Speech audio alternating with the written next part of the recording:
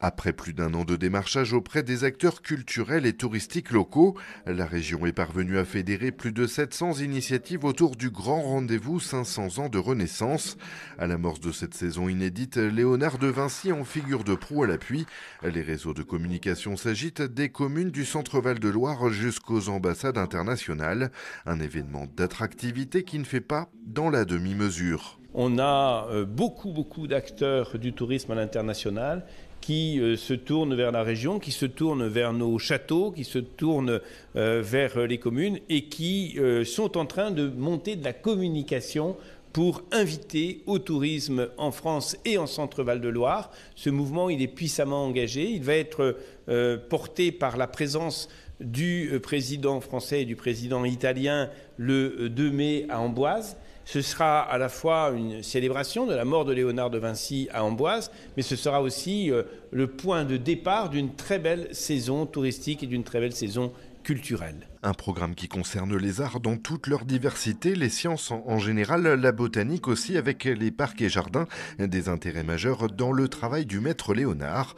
L'idée de ce bombardement de propositions, c'est de marquer durablement la notoriété du territoire au travers de ses multiples richesses. On catégorise Bourges un peu que dans le médiéval, en fait, ce qui est complètement faux, parce qu'en fait, il y a l'effet Renaissance, 15e, 16e siècle, et a marqué complètement cette ville. Et en particulier, on a un hôtel particulier, qui est l'hôtel L'Allemand, qui est typique de cette période. Alors, je parle aussi, on peut parler de Geoffroy Tory, qui était aussi le premier imprimeur officiel du roi, qui est né à Bourges, qui est natif à Bourges. Donc, il y a des tas de raisons qui expliquent effectivement que Bourges est à sa place, en fait, sur cette période importante.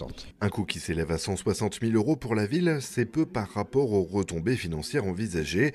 Sur Bourges, une quarantaine d'événements ont été comptabilisés, soit plus de 80 dates annoncées.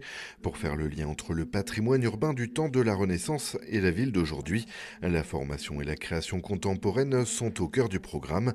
Des rendez-vous particulièrement déclinés au sein des bâtiments historiques. On a voulu effectivement mettre l'accent sur l'hôtel L'Allemand, qui est un bâtiment très important dans l'architecture française, mais finalement très méconnu encore du grand public. Et donc on aura 5 expositions au sein de l'hôtel L'Allemand tout au long de l'année. Une partie de ces expositions sont des restitutions d'ailleurs de projets pédagogiques d'élèves ou d'étudiants. Des concerts également organisés par le conservatoire au sein de l'édifice. Et c'est vraiment l'idée de vraiment mettre ce lieu en lumière tout au long de l'année. Une mise en lumière collective qui bénéficie d'un apport complémentaire de la région à hauteur de 2 millions d'euros.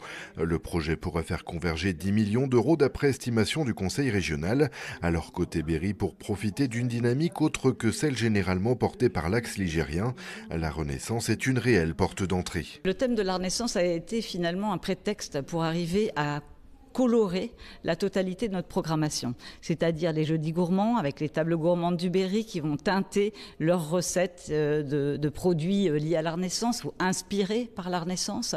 La programmation du festival Talleyrand, festival sur instruments anciens, donc là on pourrait être sur le baroque, sur le 18e, là on sera sur la Renaissance.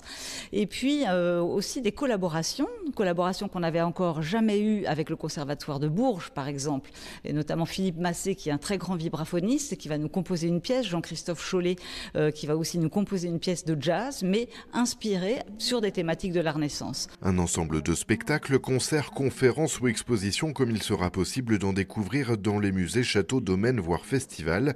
À l'horizon, une fidélisation de visiteurs qu'il reste encore à séduire.